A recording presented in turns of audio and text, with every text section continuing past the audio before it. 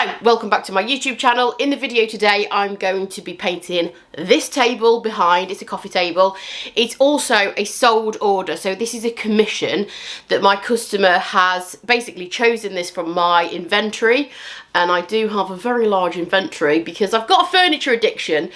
And they chose it. I know exactly what I need to do to it. I've got my instructions, I've got my colour palette.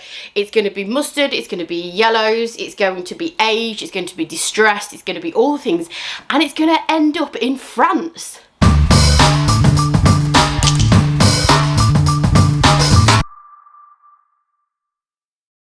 As always, going to start with a good old scrub because this piece is a second-hand piece of furniture.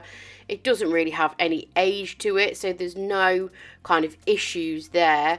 It's just a little bit dirty. It's been in my storage unit for a couple of months, and eagle-eyed viewers may spot some paint on the top, which I dripped on.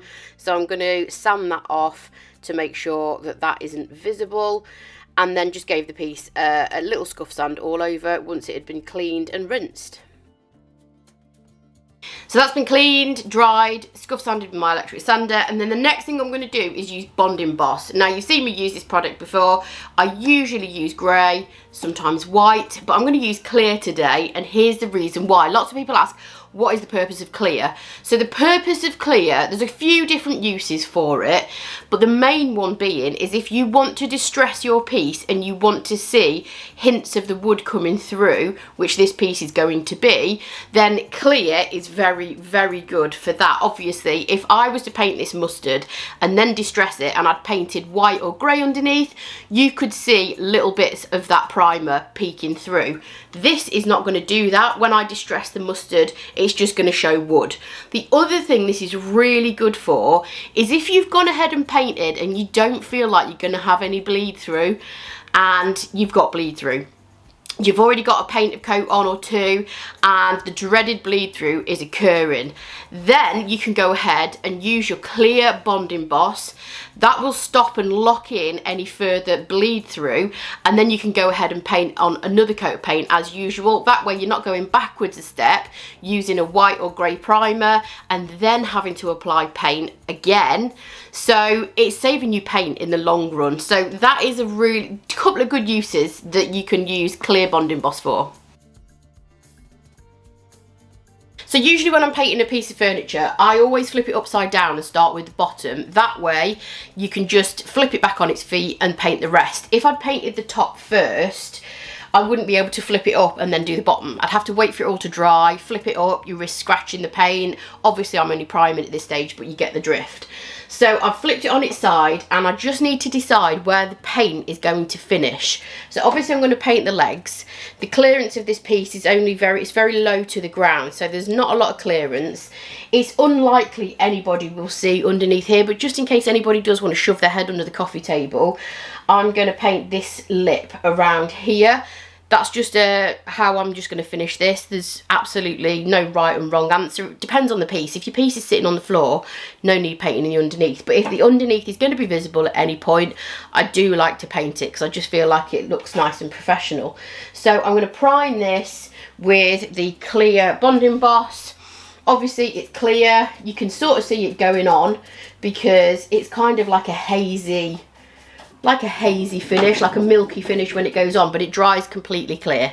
There is also a little bit on the leg which sort of needs taping off a little bit, just there, because otherwise I'm going to have to take the paint up here and there's absolutely no point because it's underneath the piece.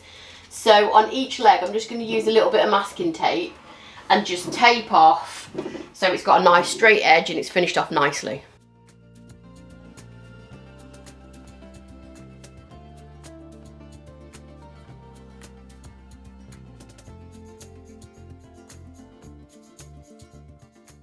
So that's one coat of the clear Bond Emboss done on the underneath. I just need to leave that to dry before I can do a second coat, and then I can flip it over, do the rest of the piece in the Bond Emboss, and then let it dry, and then in 24 hours time it'll be ready to paint.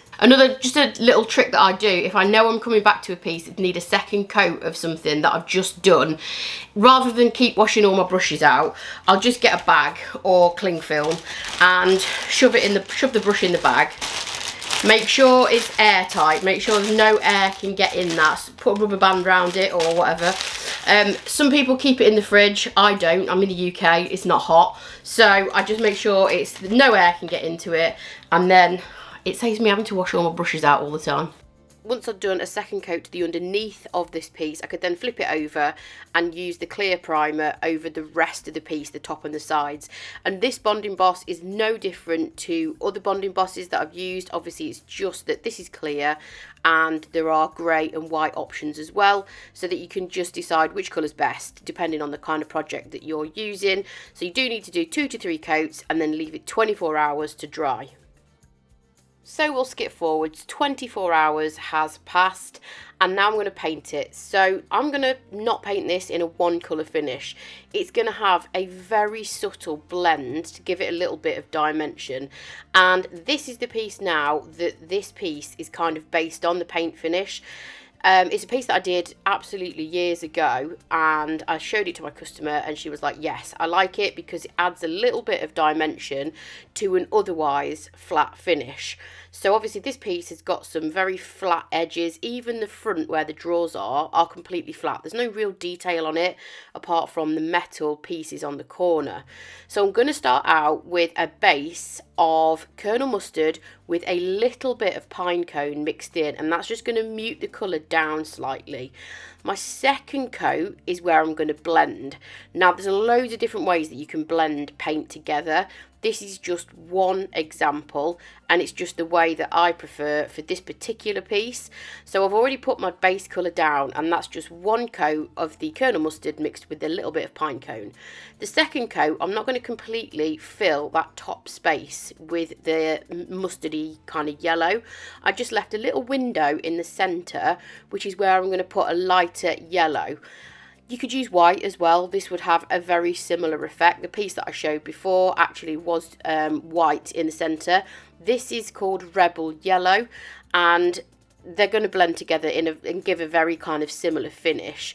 But if you are new to blending, it is worth noting that 2 colours that are very similar are going to be easier to blend than 2 colours that are completely opposite. So 2 different shades of yellow are going to blend together a lot easier than yellow and blue, for example. You could still do it, it's just easier to blend tonal colours together. So as you noticed, I laid down a little spritz of water first. I added my darker mustard around the edges, left a window in the centre, applied with a separate brush the Rebel Yellow, which is a very pale kind of pastel yellow, and then I'm using a little bit more water, not too much. You don't want this thing dripping because your paint will just be sliding and slipping all over the place. And then I'm using the Big Daddy brush. Now as you can see, this is a big flat brush. I actually prefer this way of blending, especially if you've got a large flat space, as opposed to using the Bestang brush, which I have used in the past. And then all you do is use a super light hand and just melt those colours together. I want this to kind of be a little bit of a smoky blend, so I don't want a perfectly seamless blend. The same goes on the sides and the front. I'm just going to show you those because it's the same technique, although I've applied it slightly differently because I want the highlighted areas on the drawer front. So wherever you want that highlighted area, don't add paint of your darker colour, just add a little dab of your lighter colour and then just really gently blend it out. The magic of this piece, because my customer specifically asked for aging and to make it look like the piece had been knocking around for years. So the magic of this piece is going to be the kind of finishing up, if you like, the finishing touches, the distressing and the waxing. That is what is going to add all the age and dimension. And as you know, I love doing faux finishes that are kind of that aged and kind of grungy or chippy look. So I love a bit of distressing. It's not for everyone, but for me personally, it's something that I really like doing. I love seeing old chippy pieces and I like to replicate that as close as I can. So what I'm doing now is distressing, obviously, the dried paint. I skip very quickly on from blending to distressing because that is basically all I did. All in between happened is the paint obviously dried. I let it dry overnight. And the longer you leave your paint to dry, the harder it is to distress, because obviously over time it hardens and cures. So I'm using two different things here. I'm using a 120 grit sandpaper off my Festool sander, and then I'm using Dixie Belle's sanding sponge. So what I'll do is I'll first go on with the more coarse grit sandpaper and take off the paint that I don't want. So I've gone around all the edges of the coffee table, around the edges of the drawers, and I've also heavily distressed the corner pieces, which are those metal pieces, because my customer did want to see that metal work, but I felt like if I didn't paint over it and then distress it, it would just look too clean looking. So I intentionally painted over that metal work and then took the majority off with my sandpaper and just left it in kind of the nooks and crannies. And never forget the legs. If you are distressing something, never forget the bottom and the legs, because the legs would be what got the most amount of wear and tear. If this was a genuinely aged or chippy piece, the legs get bashed a lot.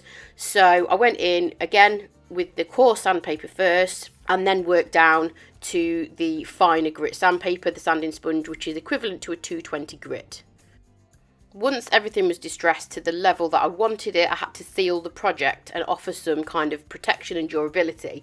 Usually, if you've watched my stuff before, you'll know that I like my waxes. However, I wanted something a little bit more durable for this because it's a coffee table, so it's likely to have items placed on the top and drinks and so on.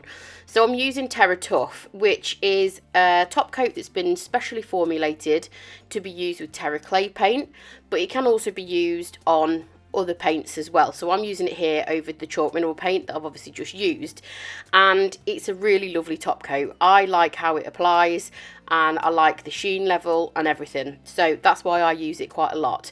And as you can see, I'm alternating the direction in which I'm applying the top coat. So I did 3 coats in total of this. The first coat I worked left to right. This time I'm working front to back, and the third coat, which I didn't film for some reason, again I went left to right. Then when it was completely dry, and I'm talking leave it at least 24 hours to make sure it's fully dry, then I went in, and this is what's really going to bring it all together, because my customer wanted mustardy umbery colour.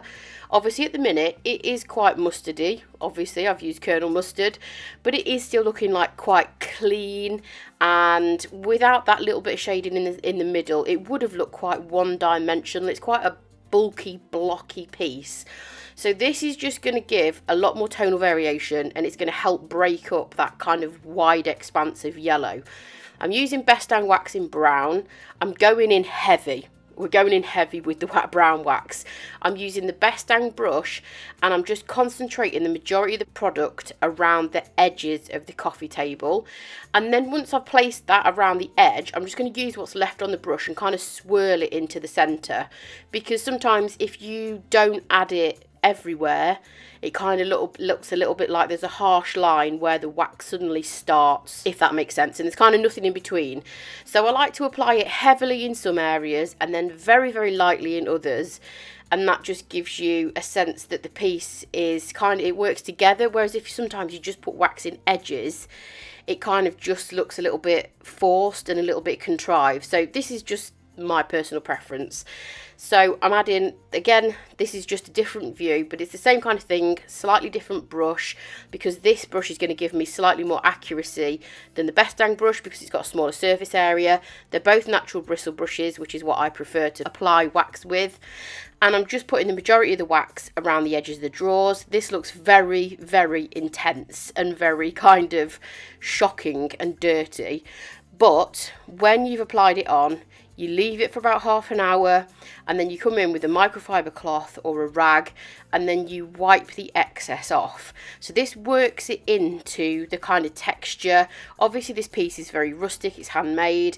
There's a lot of dings and kind of imperfections to the surface, which is exactly what my customer wanted. So by kind of buffing it off, you're just leaving that little hint of wax in the kind of recessed areas, and then where I've built it up more intensely, it just adds that dimension and shading.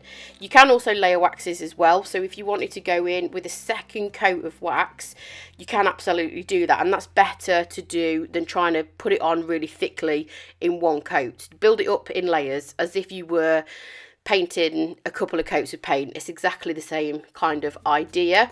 And here's what the piece looked like when it was all finished and staged. That's the top. As you can see, it just gives you a little bit more dimension to the finish. There's a little close-up of the distress work, and I haven't done a typical outro of this because I was so excited to finish it and stage it, and I packed it all away and I realised I hadn't filmed an outro. So there's the finished piece. Hope you enjoyed the video, and I'll catch you next time.